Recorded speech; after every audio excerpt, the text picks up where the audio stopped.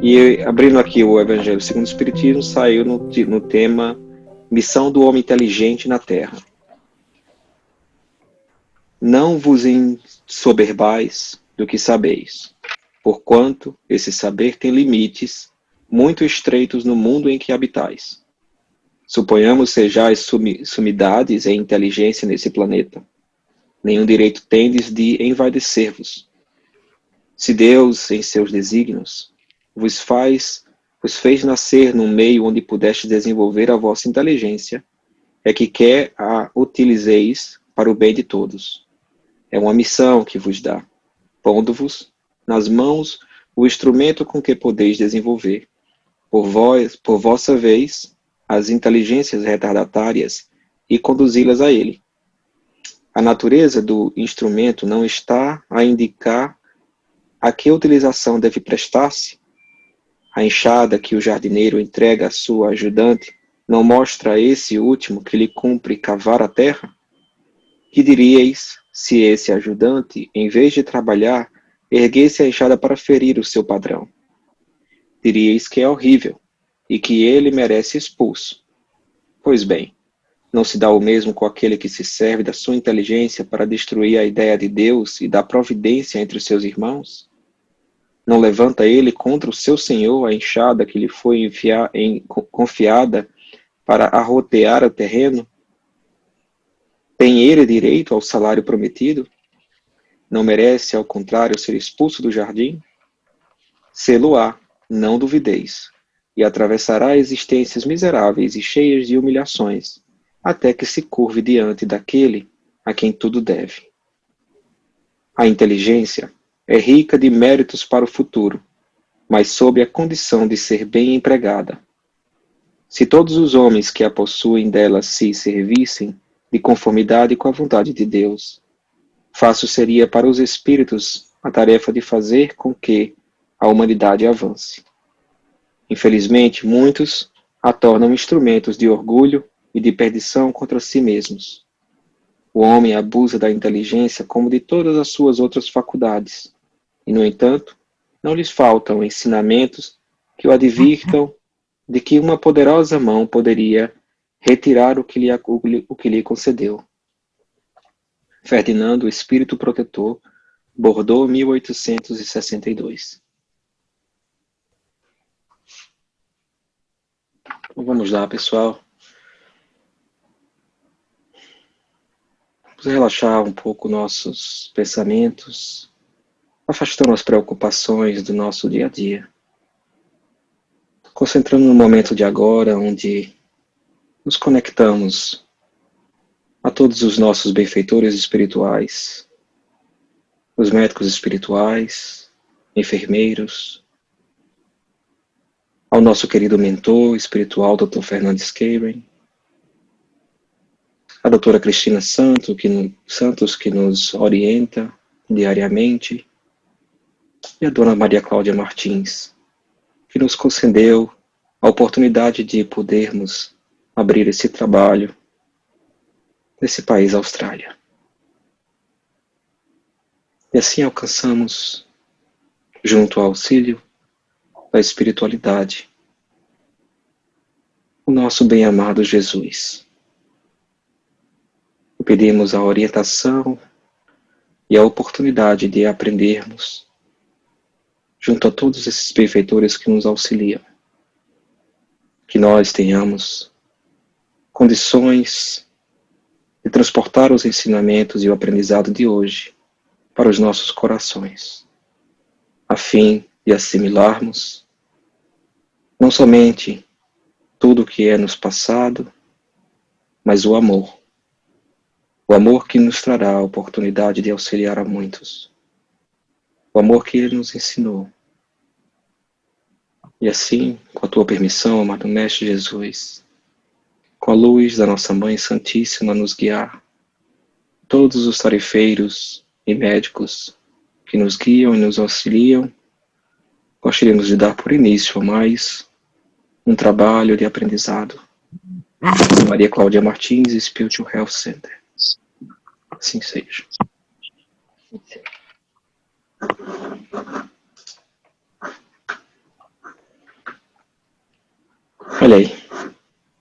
Bem-vindo a todos. Tá todo mundo bem? Sim. Sim. Que bom. Então, hoje, nosso seu Vandi, mais uma vez, muito obrigado pela sua presença ilustre e a de todo mundo, né, que se dedica nessa noite de hoje e nesse dia aí no Brasil, ao aprendizado. Tocamos, então, num tema, capítulo não, né, aula 32, mecanismos de defesa vibratória, a prece e o médium. Eu acho muito interessante porque fala bastante sobre a mediunidade, o desenvolvimento da mediunidade, não é?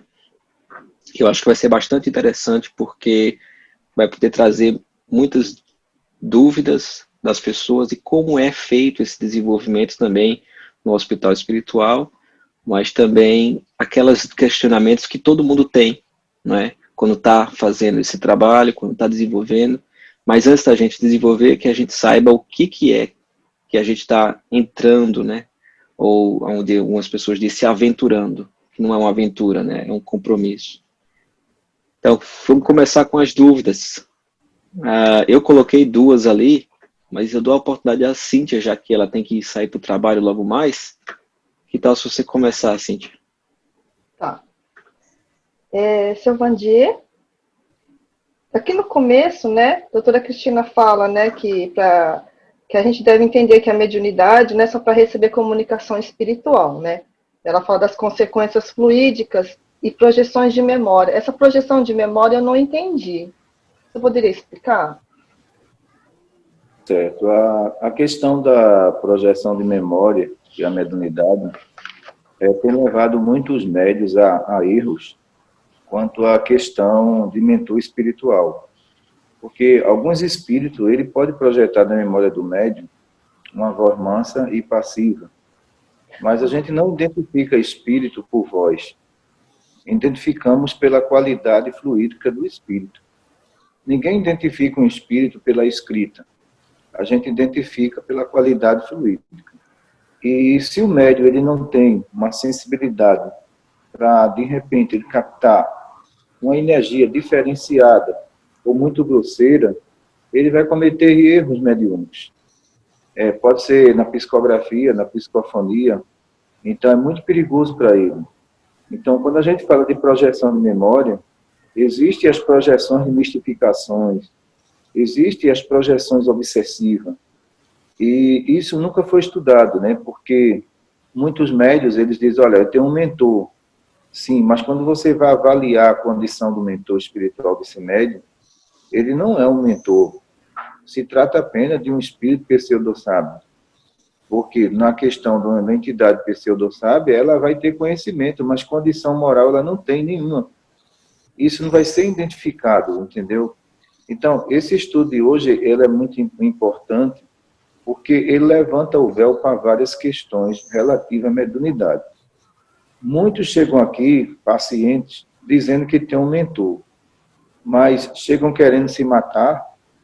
Onde é que está esse mentor, pessoal? Nenhum mentor vai permitir que o seu médium caia numa situação dessa, não. E, às vezes, por motivo de orgulho, na frente de um médico espiritual, essas pessoas, elas se colocam, né? Olha, eu tenho um mentor espiritual, estou logo lhe dizendo, mas eu estou precisando de ajuda. Então, olha, se você está precisando ter um mentor, por que você foi buscar ajuda? O mentor espiritual, ele elabora projeto mediúnico, ele aconselha na condição moral do médium, e muitos médios, eles acredito que era por motivo de status, eles criaram o mentor na cabeça, mas o mentor nunca existiu. De repente, quando partiu para trabalhos muito complicados, as obsessões se viraram contra eles. Mas cadê o protetor deles? O protetor não estava ali. Então, por isso que a doutora Cristina diz assim, mediunidade não é só receber espírito, é identificar tudo que está em sua volta. Eu concordo com ela, isso é mediunidade, entendeu? Entendi, seu Vandier. É complicado, porque às vezes na psicofonia, né, quando a gente tinha reunião mediúnica, começava a vir uma voz falando calminho, né? Eu ficava em dúvida, falei, peraí, tem alguma coisa estranha, né, para falar desse jeito.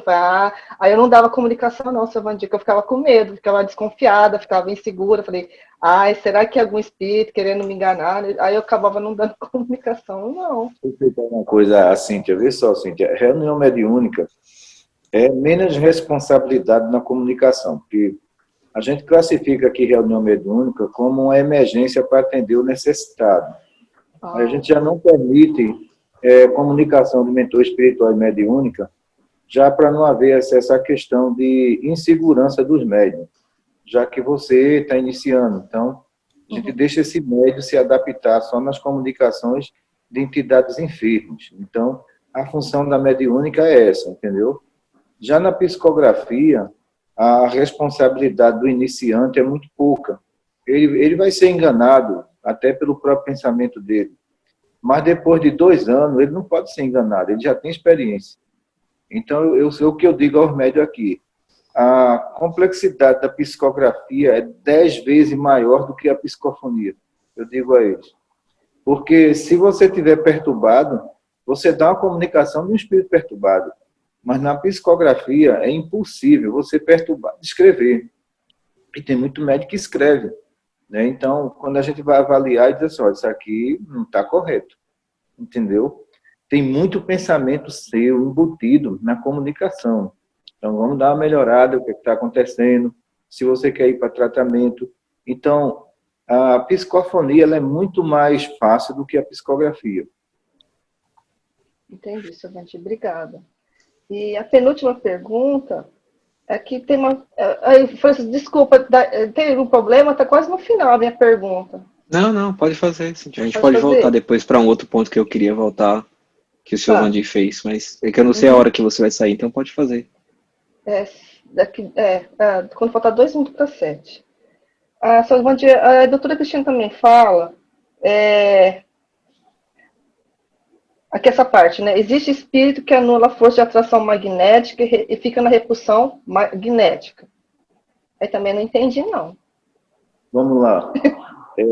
Quando você vai fazer uma evocação, a gente usa a força de atração, não é isso? Para atrair. Sim. Não é isso? Muitos médios não sabem disso. Porque existe a força de atração magnética e de repulsão magnética. Então, o que é que acontece? Ele anula a força de atração. Então, se o médium não tiver experiência, pensa que tem um espírito ali, mas quem está fluindo é o seu pensamento, não tem ninguém ali. Entendeu? É o seu pensamento. Então, ele se negou à comunicação. Então, por isso que em alguns tratamentos graves, a gente não coloca o médium iniciante, porque ele não tem experiência sobre isso. A gente coloca um médium mais de 10 anos, 15 anos de comunicação, para alguns tratamentos graves. Porque esses médios vão saber que a força de atração deles não foram anulada. Aí, quem é que pode fazer isso? Espíritos mais experientes. É o que eu digo aos médios, olha, eu não posso comparar minha experiência a espíritos que estão há 500 anos fazendo mal. O que é eu na frente deles? Nada. Eles têm muita experiência. E eu tenho que buscar experiência nos médicos espirituais que estudam todo o mecanismo de defesa, comunicação, e eu peço explicação a eles. Olha, me diz uma coisa, a comunicação, ela é perigosa ou não? É perigosa, viu? E o que é que eu faço para anular essa criatura, já que ele tem tanta experiência? Então, quem faz o mal também tem experiência no mal. Não é só a gente que tem experiência no bem. Entendeu, Cintia? Entendi. Obrigada, seu Vandir. A última é... Só um segundo. Cíntia, a gente pode dar uma pergunta, entrar nos detalhes dessa pergunta? Claro, não tem problema não.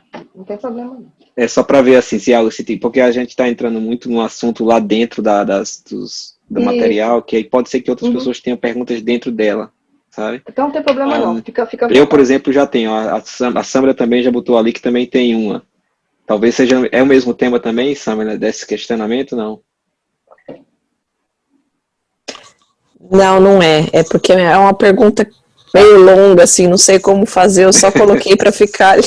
Tá bom, tá certo. Deixa eu fazer então a minha dentro desse tema aí, tá?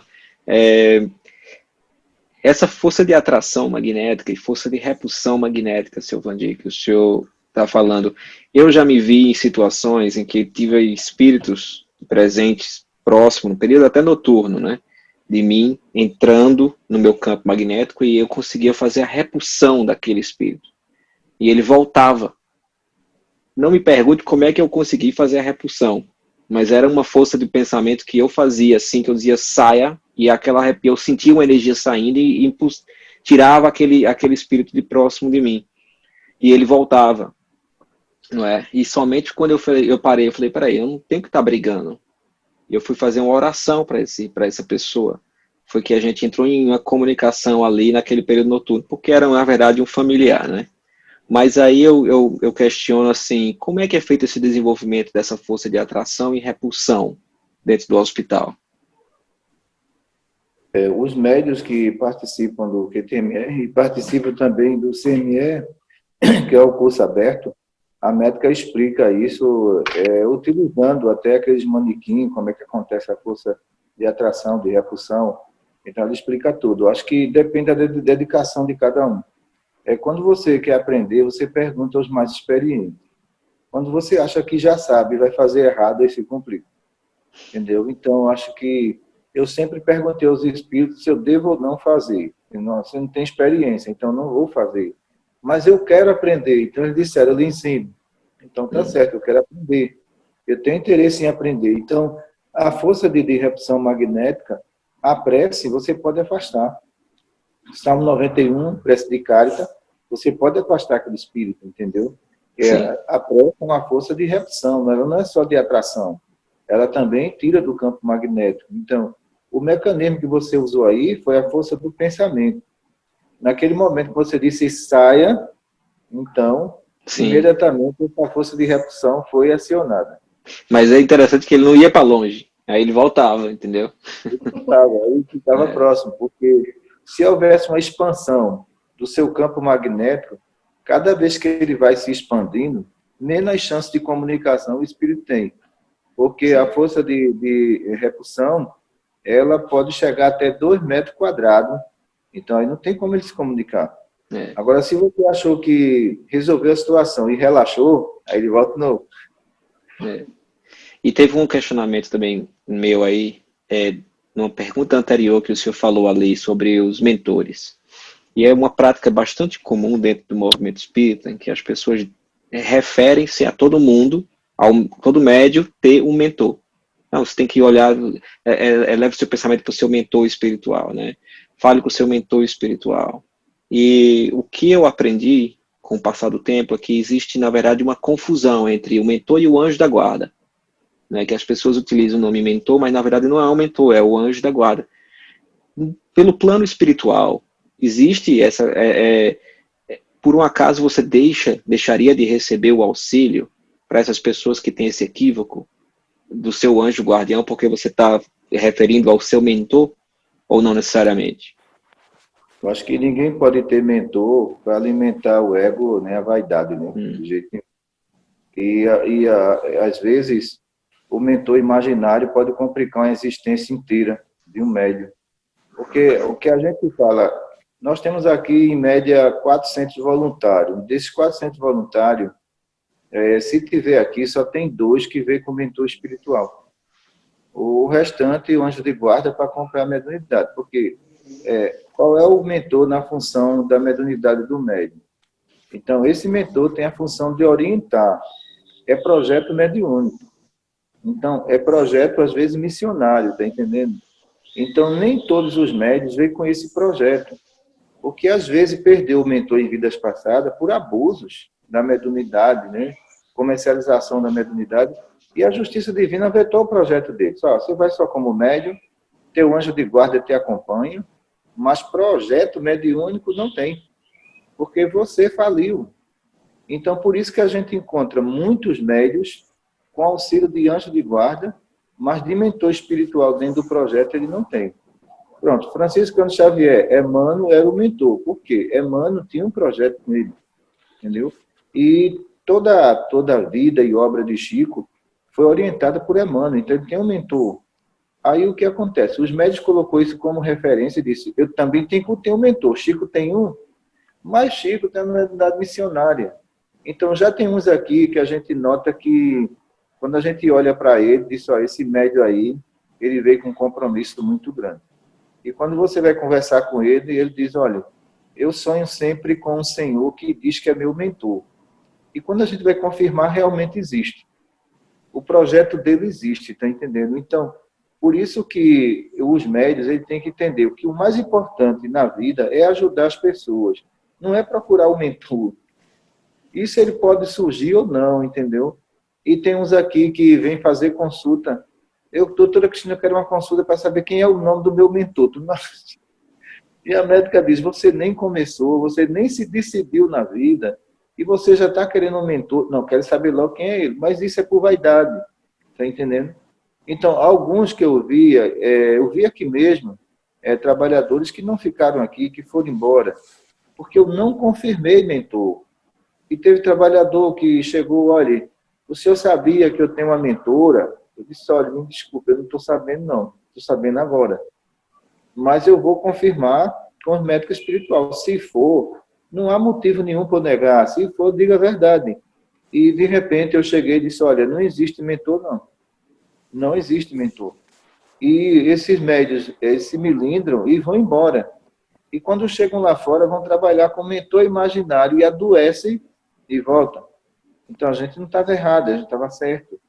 Então, por isso que mentor ele tem que estar enquadrado dentro de uma missão.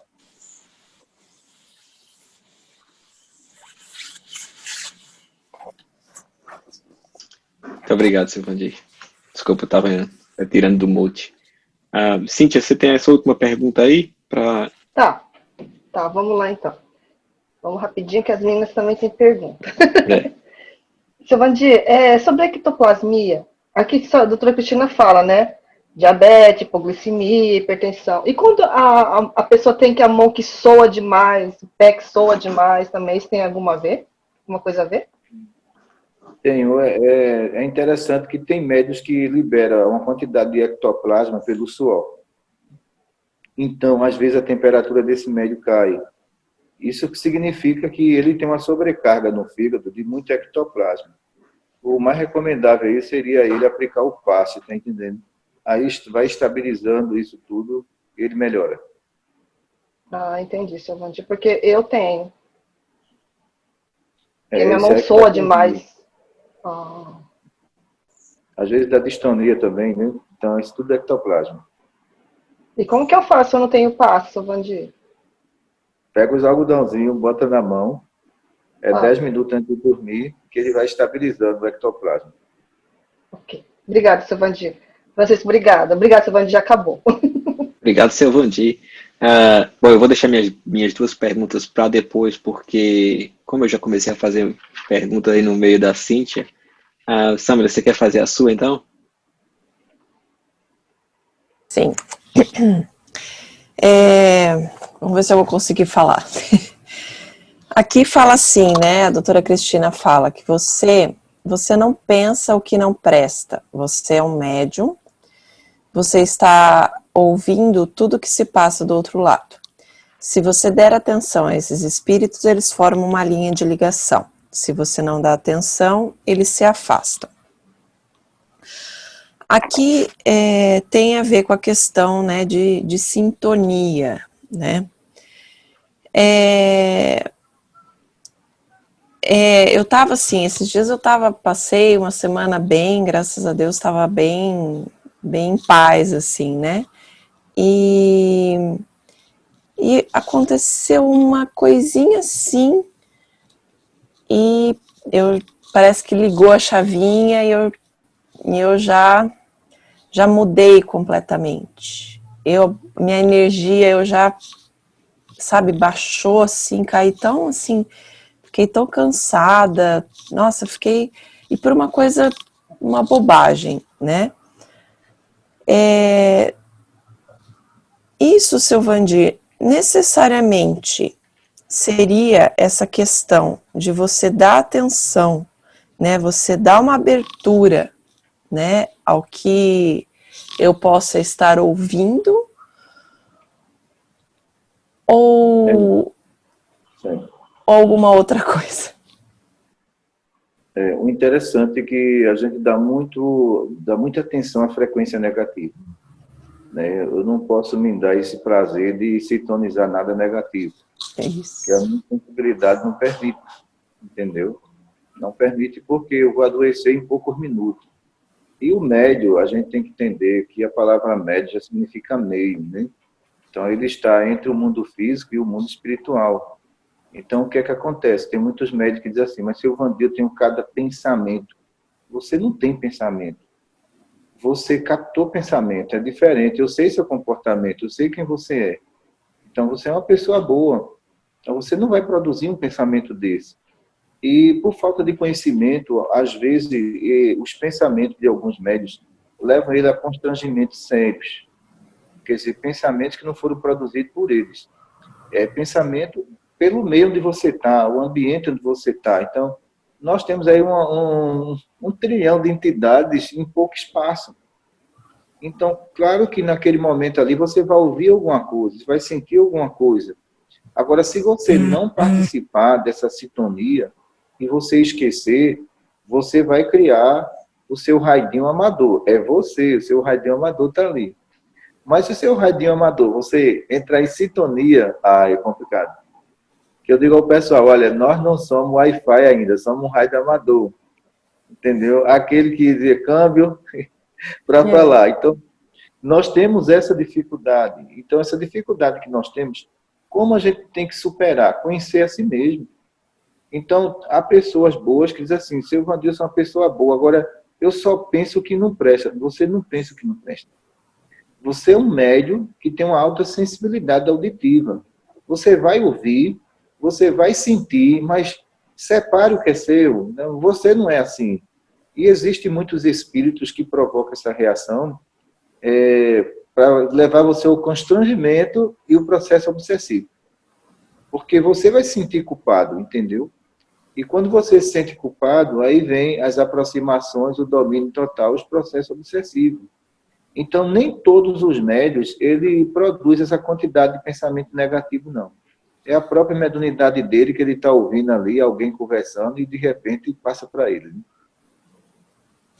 É, porque aí vem, né, o pensamento, eu pensava assim, né, eu falei, poxa, parece que eu não posso ficar uma semana, assim, bem em paz, todo mundo bem em casa, que aparece uma pulga para perturbar, sabe?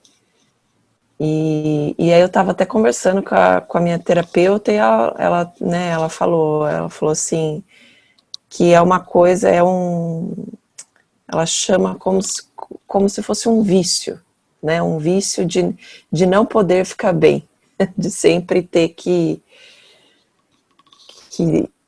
tá numa situação de conflito, né, de mal-estar, que eu não posso me sentir bem, que aí aparece alguma coisa assim na minha mente.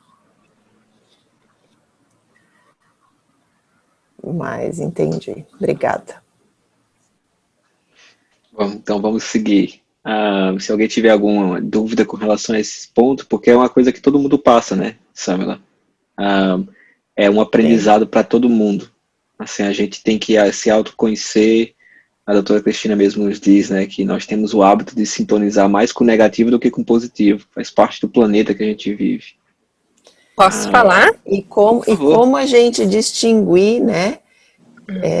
Será que eu, pelo menos, vou chegar num ponto que eu vou conseguir? Não, isso não é meu, é outra coisa. Consegue. Não é meu. Eu acho que também tudo é passinho de formiga, tipo, eu acho que a gente tá tudo numa vibração e quando a gente tá tentando, né, melhorar, subir, a gente sobe um pouquinho, daí parece que, como tu falou, volta para aquilo que a gente já sabe, o normal.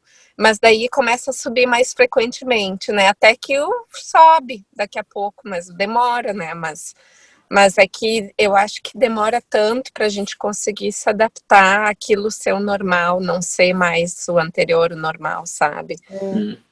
Exatamente. Tá bom. Vamos lá, então. Acho que a Sheila disse que estava anotando tudo ali. Você tem dúvidas? Não, sem dúvidas, estou adorando. Eu não consegui fazer o estudo dessa aula, porque eu me enrolei aqui com viagem e trabalho, mas estou anotando, estou adorando. Que bom. Bom, eu vou voltar então aqui alguns passinhos para trás, onde a gente estava ali, né, estudando bem no começo a respeito da psicografia, né? Onde a doutora Cristina nos relata, né, que dos equívocos que acontecem dentro da psicografia.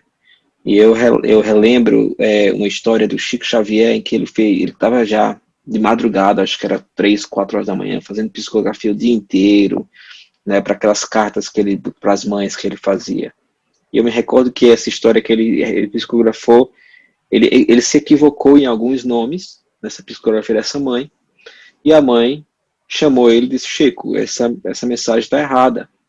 E aí ele entrou, ele disse: vamos aqui nessa salinha, vamos conversar. Ele levou essa mãe e ele disse: olha, me perdoe, pediu desculpas, foi humilde, me perdoe, eu já estive trabalhando assim, sabe, mas o seu filho ainda está aqui. Se a senhora permitir, eu gostaria de refazer essa mensagem para a senhora. E ele refez a mensagem para essa mãe, né? E até onde eu sei, essa é a única história que eu escutei de Chico Xavier se equivocando numa psicografia. Mas a gente está falando de Chico Xavier. Então aí eu queria trazer para dentro do hospital espiritual, o seu Vandice, se eu tivesse existe algum caso de equívoco de mensagens psicografadas no hospital espiritual? Eu acho que o início da psicografia de 25 anos atrás, eu não tinha experiência nenhuma, então acho que me colocaram numa mesa, o hospital não existia, e me colocaram numa mesa, e eu tinha um livrinho de psicografia que eu deixava tudo anotado, e foi interessante, que nesse livrinho tem até o nome da mentora que surgiu, e na minha cabeça, na época eu tinha só 18 anos de idade, pouca experiência, na minha cabeça todo espírito era Dona Maria Cláudia Martins. E eu escrevia, estava lá, Dona Maria Cláudia Martins. Aí passou-se 15 anos depois, aí a mentora disse: olha, eu posso ver aquele livrinho seu? Eu disse: pode. Ela disse: olha, lê isso aí. Aí eu li, né? Isso é uma carta de amor. Você acha que eu ia fazer isso com o senhor? Aí eu disse: olha, realmente não tem nada a ver com a senhora. Eu não tenho experiência nenhuma. Veja como o tempo passou e você pegou experiência. Todo espírito que chegava, eu colocava Maria Cláudia Martins. E eu disse: olha, hoje em dia eu já sei seu estilo, a qualidade fluídica, hoje em dia é outra coisa. Então, isso quer dizer que você não pode ter perfeccionismo mediúnico, por causa de Chico. Ele não se achava perfeito na mediunidade. Então, se aconteceu isso, ele foi olhar, foi correto, entendeu? Ele disse: olha, isso aqui eu me equivoquei, tá entendendo? Mas muito médium, quando coloca o perfeccionismo mediúnico, ele abandona a doutrina. Porque ele acha que nunca vai errar. E nós estamos sujeitos a errar em psicografia, entendeu? Estamos sujeitos a isso. Então, principalmente o iniciante. O que eu digo ao pessoal: depois de 3 anos, você não pode estar errando psicografia. Porque você já está bem adaptado para fazer isso. Mas dentro de 1 ano, você erra, entendeu? Você acerta, você erra, você acerta. E ninguém é perfeito. Eu digo: você está lidando com um mundo onde o corpo é a barreira. Então, você não vai captar tudo. O corpo é uma barreira enorme. Mas, na medida que você for melhorando, eu vou dizendo a você: olha, você está melhorando tudo isso, entendeu? Então, aí meu filho fez uma pergunta, Vandre, que ele vai participar da psicografia. Ele disse: ô, meu pai, diga, quando eu for para a psicografia, eu vou escrever logo? Ele disse: olha, se tu escrever, vai escrever errado, porque vai ter o pensamento. Você não consegue, não. Então, você vai para a psicografia, aí vem a ansiedade, o medo, a insegurança, que são fatores energéticos que você vai travar na psicografia. Isso, olha, você vá devagar, daqui a 5 anos é que você está pronto. Mas de início você não vai estar pronto. Então, não cobre muito de você, muita perfeição mediúnica, porque você vai errar. E quando você errar, você vai ter que admitir, porque se você não admitir, você é um médium orgulhoso. Então, Chico era fantástico, Chico, ele admitia. E, de repente, eu vejo cartas externas, né? Porque a gente tem um padrão de psicografia. O padrão de psicografia, aqui, que a médica adotou, é o seguinte, né? é o anjo de guarda, trazendo a narrativa do espírito. Depois do anjo de guarda vem o espírito desencarnado, aquele que a mãe pediu a psicografia. Depois isso vai passar para uma avaliação, eu vou ler todas elas, eu vou observar tudo para ver como é que está o grupo. O grupo vem evoluindo muito bem, entendeu? O grupo psicografia. Mas se alguém cometer um equívoco, eu já vou adaptando ele. Olha, senta aqui, todo mundo erra, mas eu não vou entregar isso aqui, não. Eu não vou entregar porque tem muito pensamento seu. E dá para a gente captar o pensamento do médium, entendeu? A linguagem do médium na psicografia. Então, eu digo a eles, olha, você vai ter que refazer isso aqui.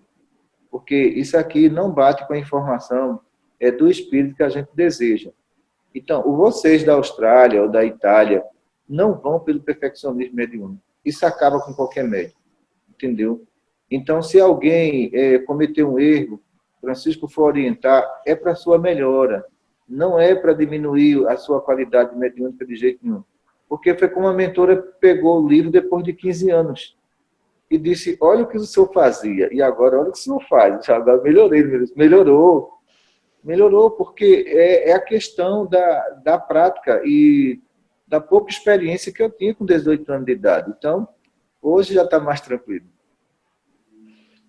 E como é que é feita essa verificação das psicografias, seu Vandir? Porque eu me recordo de ter participado de uma sessão em que eu fiz uma mensagem lá, eu senti a presença do Dr. Fernando próximo, mas eu acredito que foi muito mais meu do que do próprio Dr. Fernandes, né?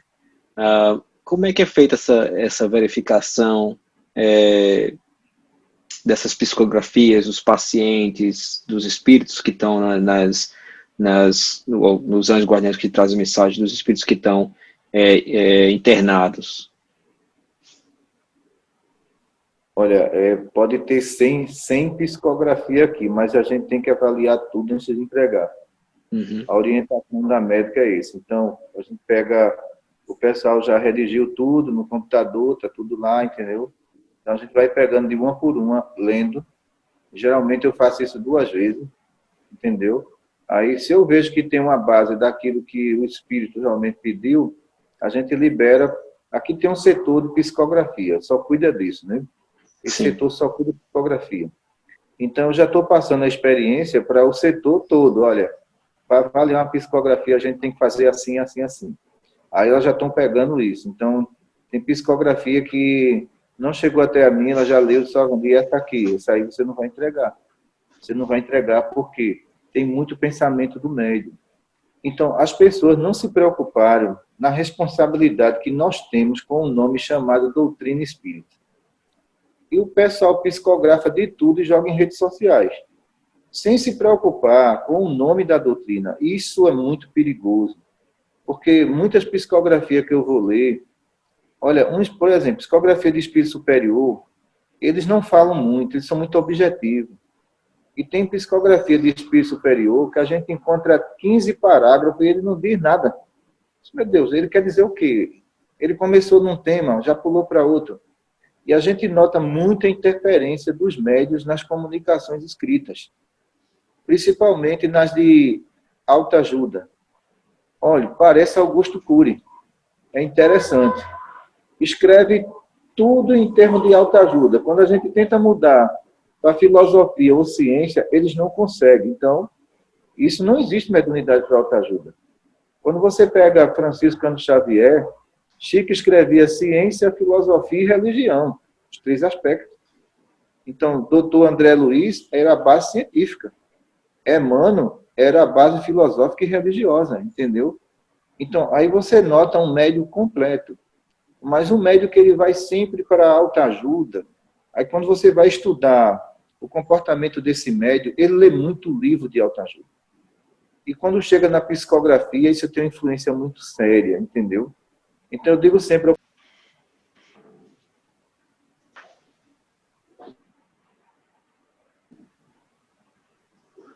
Sou só eu ou não consigo... O senhor entrou em mute. Aí, seu Vandir. Voltou? Voltou. Então, a orientação que eu recebo da mentora é ler codificação, revista espírita e a Bíblia, somente. Eu não posso ler obra de ninguém. Porque se eu for ler uma obra, na hora da psicografia, a minha memória está com toda aquela informação da obra daquele autor. Então, eu não posso fazer isso. Então, eu tenho 38 anos de mediunidade, só revista espírita, codificação e a Bíblia, somente. Porque qualquer espírito que vier, ele vai encontrar a minha memória livre para o que ele quer, entendeu? É o caso do Dr. Ricardo Menezes, é o caso da doutora Cristina. Mas se eu for preencher minha cabeça de outras obras, vai ser muito complicado. Então, a base é Kardec, não tem outra base, não. Maravilha. Bom, alguém tem alguma dúvida com relação a isso? Desenvolvimento mediúnico, psicografia, psicofonia? Tati? Eu fiquei meio em dúvida. Agora, sabe o que está acontecendo? As perguntas que eu fiz já foram respondidas, então por isso que eu não tive pergunta. Mas eu fiquei em dúvida agora, se o Vandir falou, que assim, todos os médios têm essa orientação para não ler outros livros, para não estudar, seu Vandir, ou foi o seu caso específico, assim, pelo o trabalho assim, grandioso que o senhor teria aqui? Eu acho que a doutora Cristina até já comentou isso em uma das palestras, tipo assim, uma palestra do senhor que o doutor Ricardo deu, aí ela falou assim, olha, o médium não teria condições de dar uma palestra dessa, porque é muito técnica, né? Então eu gostaria de saber, isso foi passado para o senhor pela responsabilidade que o senhor teria que assumir, ou é para todos os trabalhadores, assim, não estudar, ou cada um tem sua função? Só, Tati, o que eu não recomendo para que o trabalhador fique lendo romance, é muito complicado. Então, o romance pode levar ele a graves erros em psicografia. Mas a gente indica obras confiáveis. Olha, as obras de Chico é fantástica. Está entendendo? Agora tem uma coisa, você vai ter que separar, porque se você for para psicografia e você colocar mensagem de Chico e trazer para mim, eu vou dizer, ó, isso aqui foi de tal livro. Essa mensagem não é sua. Entendeu? Então a gente indica Ernesto Bozano, a gente indica Leon Denis, que são autores que, na realidade, ele teve um segmento daquilo que Kardec tanto estudou. Então, a gente indica essas obras para ele, porque são obras muito técnicas, tá entendendo? Quando a gente lê alguns livros aqui no Brasil, é muita fantasia. Eu não vou indicar isso para um médico, só, eu já li essa obra, e ela não bate com aquilo que eu vejo no mundo espiritual. Então, eu acho melhor você não ler essa obra. Mas as obras de Leon Denis, Problema do Ser, o Destino da Dor, No Momento da Morte, No Invisível, são obras fantásticas, porque elas são obras muito técnicas para desenvolvimento mediúnico, excelente para o médium. Aí existem outras obras que a gente percebe que tem muita falha, mas muita falha mesmo, de orientação mediúnica, que eu jamais orientaria para um médium de jeito nenhum. Então, essa base aí, Leon Denis, Ernesto Bozano, e muitos deles, eu tive essa base de início. Entendeu? Uhum. Então, as obras de Leon Denis, eu li quase todas.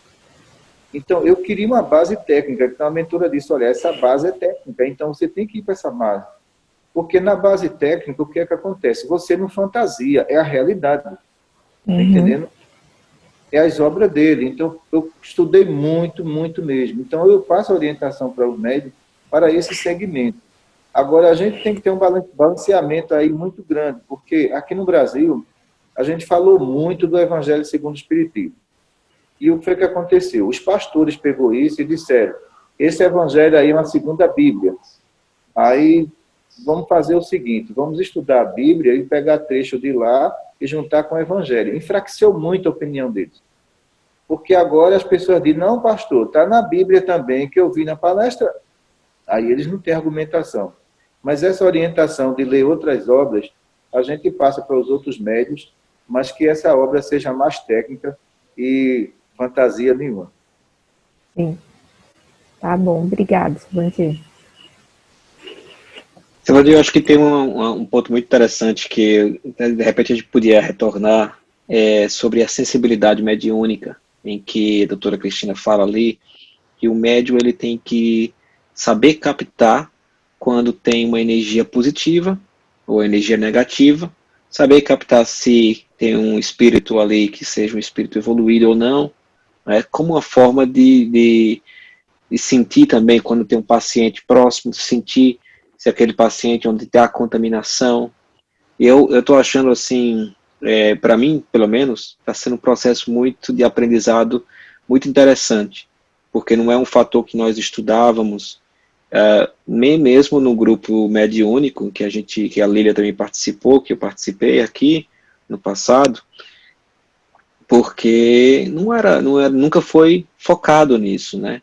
Mas hoje em dia, por exemplo, se me aproximo de alguém, eu sinto algo na minha memória esquerda, que é como se fosse um reflexo daquela pessoa, não é?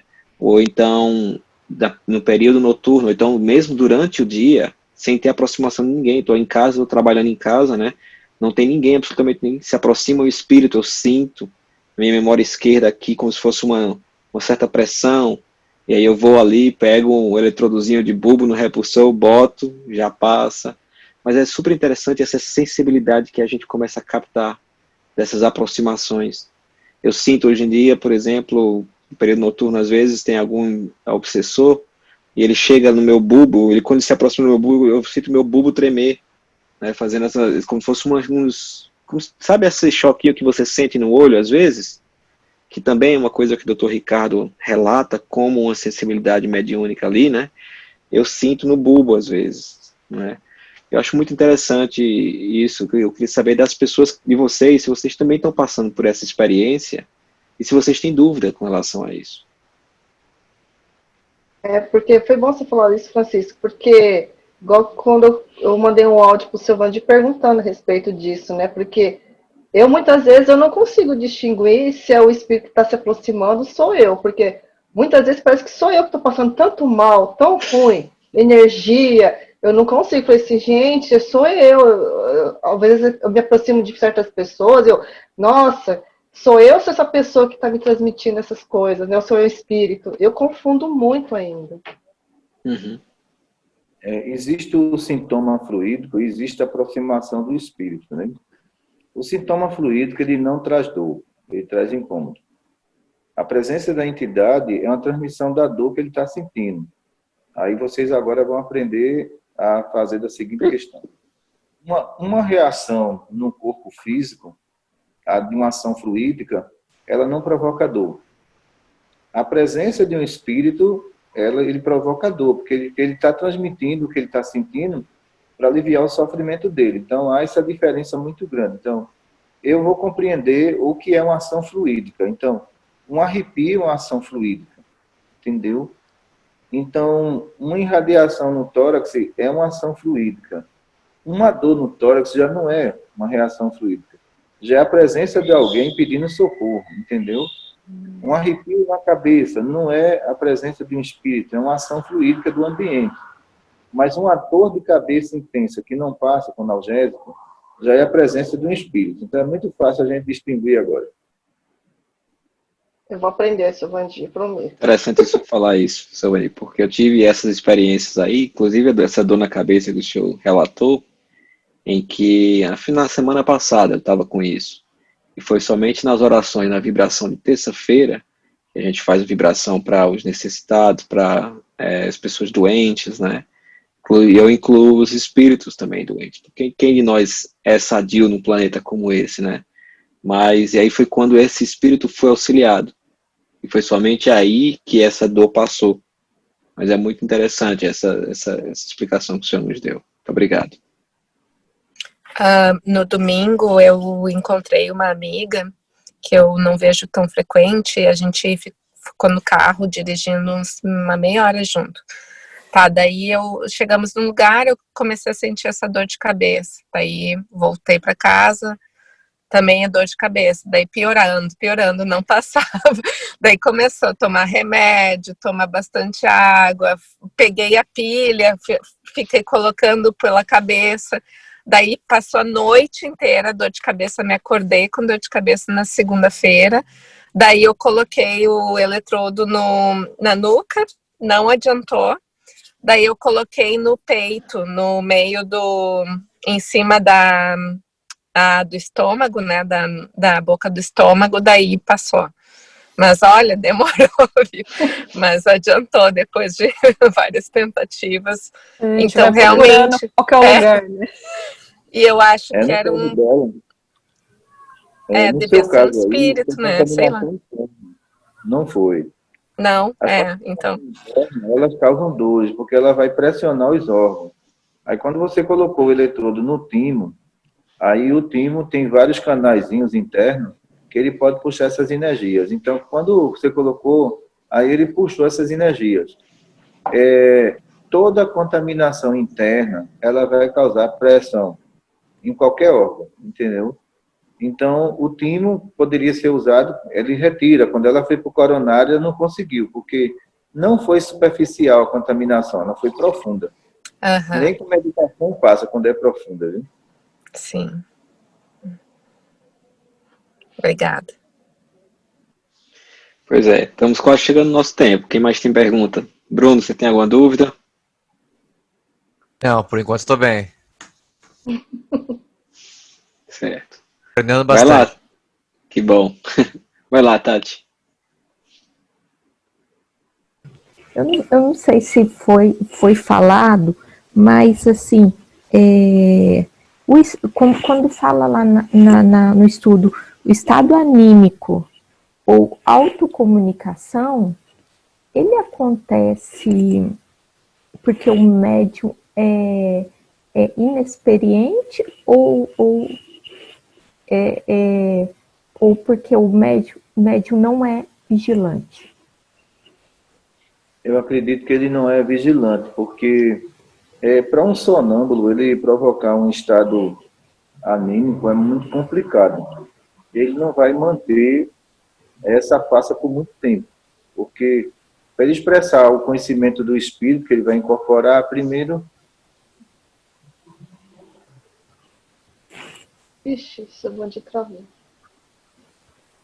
Para ele expressar o conhecimento que o espírito deseja, primeiro ele vai ter que sair do corpo, se ausentar do corpo. Então, para um sonâmbulo provocar um estado anímico, vai ficar muito visível o comportamento dele, que é ele, entendeu? Então, para um médium que ele não tem sonambulismo, eu acho mais difícil, porque mais difícil você descobrir. Porque, olha, eu já vi aqui pacientes que pareciam atores. E eu vi um recente aqui, já foi esse ano mesmo, né? Um senhor que a esposa dele se preocupava muito com as comunicações espirituais nele, em casa, né? E essas comunicações sempre agressivas. E trouxe ele para cá para fazer consulta. E eu tinha chegado cedo aqui, que geralmente chego aqui 2h30 da tarde, que a gente está no interior do estado. Então, aí me disseram que esse senhor estava aqui. Eu disse, eu quero conhecê-lo. Eu quero conhecer, já que ele dá essas comunicações muito agressivas. E quando eu me aproximei dele, ele olhou para mim e simulou a incorporação. Ele simulou a incorporação. Então, a gente olhava através da evidência, não via nada perto dele. E ele olhou para mim e disse, está pensando que você vai me tirar daqui, é? Eu disse, olha, eu não entendi, você pode repetir de novo? Porque a gente viu que não era o espírito, era o comportamento dele. Então ele disse, olha, eu tenho força, viu? Eu disse, olha, deixa eu dizer uma coisa ao senhor, não tem espírito aí não, tem nenhum espírito aí. Então não é preciso o senhor fazer isso, não tem necessidade de fazer isso. Aí ele simulou que o espírito tinha ido embora, deu um saculejo, aí voltou, aí a mulher dele olhou assim para mim, aí, seu Vandir, o que foi? Eu disse, olha, nunca teve espírito aqui. É um homem que simula que está incorporado para ser agressivo. Aí disse, eu não volto aqui nunca mais. Não tinha espírito. Mas se você não tem experiência, olha, ele parecia um ator de televisão. Ele simulou que a questão facial dele, a voz dele, tudo parecia que era um espírito, mas quando a gente vai para o campo magnético, não tem nada. Quando você vai para a vidência, piorou, não tem nada. Então, ele se aborreceu e não voltou mais. Então, isso é a esposa dele. Olha, eu gostaria muito de tratar dele. Agora, esse tratamento aí é psicológico, não é tratamento espiritual. Uhum. Entendeu? Então, como a gente tem que tomar cuidado com determinadas comunicações? Porque você pode ser levado, né, ao impressionismo. E tem muitas pessoas que elas usam gesto, agressividade incorporada, né, dizendo que está incorporada, e quando você vai ver, não é nada, é apenas o estado anímico dela. Você sabe, seu Vandir, que o senhor falou aí, e eu acho que o senhor contou essa história aí, quando o senhor falou do sacolejo, né? Todo mundo deu uma certa leva, assim, risada. E eu também dei aquela risadinha, só que na mesma hora que eu dei a risada, me veio o pensamento aqui dizer, olha, não ria não, porque tem pessoas que realmente fazem uso desse mecanismo, né, até dentro das famílias, para poder, digamos assim, se sair de alguma situação, né, dizendo que estão recebendo alguma incorporação. Como é que a gente consegue identificar, nós que somos leigos ou aprendizes, como é que a gente consegue identificar se realmente, digamos, a gente não tem a evidência, não é? Tem como a gente saber, identificar esse ponto? Vê só, Francisco, todo espírito inferior, por mais inferior que seja, ele se rende a uma prece. E o que acontece no estado anímico, na agressividade do médium, você faz uma prece e ele diz, você não pode comigo. Sim. Não é preciso ser evidente. Você já está vendo a simulação. Porque você e os demais que estão aí dentro de um hospital, você tem a permissão da prece e o atendimento imediato dos espíritos superiores. E a gente percebe em alguns todo tipo de resistência. Uhum. Você tenta fazer uma prece e o espírito diz, essa prece não me derruba. Pelo amor de Deus. Então, mas e quando... uma prece, mas e não é quando... evidente. Então, está vendo que ele está representando, né? Sim, e quando o médium está dizendo que está recebendo um anjo guardião, um mentor espiritual, né? Porque aí a última coisa que você vai pensar é eu vou fazer uma prece para o anjo guardião, né? Eu vou fazer uma prece para o mentor espiritual que está recebendo, não é? Porque eu já na minha infância, eu vou falar uma realidade. Eu conheci uma certa pessoa eu era jovem, tinha 18 anos de idade, e essa pessoa fazia altas comunicações nesse centro espírita, e com o passar do tempo ele foi desvendado, né? Que era tudo falso, que era ele mesmo, não é? Um desses casos, isso lá em Recife. Mas existe dentro de nossas casas, às vezes, pessoas que, olha, estou recebendo aqui o mentor espiritual, ele está dizendo isso e isso, não é? E nesses casos, as pessoas, a última coisa que vão pensar é, vou fazer uma oração aqui para poder, entendeu? Afastar o mentor, o anjo guardião, não é? Como é que a gente faria nesse sentido? Olha, existe mistificações muito bem feita, que exige tempo de estudo. Você não descobre rapidamente. Exige tempo, exige observação para você chegar a uma conclusão. Existem outras que são verdadeiros espetáculos de circo, você descobre logo. Mas existe um que são muito detalhistas, entendeu? E é muito interessante, porque a gente não vai citar nomes aqui para evitar processo. Teve um médium aqui no Brasil que eu passei um ano estudando esse médium. E eu percebi que as comunicações escritas dele era tudo uma farsa. Tem alguma coisa de errado com esse médium. Ele é impossível, dentro de 5 anos de espiritismo, ele alcançar um nível de Chico. Você não alcança, não. Eu não vou alcançar nunca aquele nível. Principalmente em psicografia, ele era um médium sonâmbulo mecânico, né? É diferente. Eu sou um sonâmbulo semimecânico se arrastando com a caneta. É muito diferente, né? Então, e ele começava a trazer detalhes de tudo do desencarnado. E eu, na internet, eu dizia, eu não vou compartilhar nada desse senhor, não. Esse senhor aí está errado. Essas comunicações estão erradas. E o pessoal, multidões, interessante, ia para todo estado. E para você obter uma psicografia, você tem que primeiro comprar um livro. Tem alguma coisa de errado. Entendeu? Você tinha que comprar primeiro o livro para depois vir essa psicografia. E eu começou a estudar, né? Então, era muito detalhista. Aqueles detalhes que tinha desencarnado, para a mediunidade que ele não tinha, era impossível. Não tinha nem como. E, de repente, no próprio centro espírita que ele estava trabalhando, teve um pai que pediu uma psicografia e da filha que tinha desencarnado. E quando o pai pediu, veio muitos detalhes da psicografia da filha. Ele desconfiou. Aí ele entrou no Facebook da filha desencarnada. E tudo que estava no Face estava na psicografia. Olha só. Aí descobriram que o médium entrava na rede social do desencarnado, via a conversa todinha que tinha com a família, copiava e trazia. Aí, o que acontece, né? Às vezes, as pessoas, eles vão pelo lado do maravilhoso e do sobrenatural. E Kardec alertava quanto a isso. Então, vamos ter calma, pessoal. Vamos conhecer quem é o médium. Vamos conhecer que todo médium, ele não vai chegar ao nível de Chico, não. Isso vai demorar muito tempo.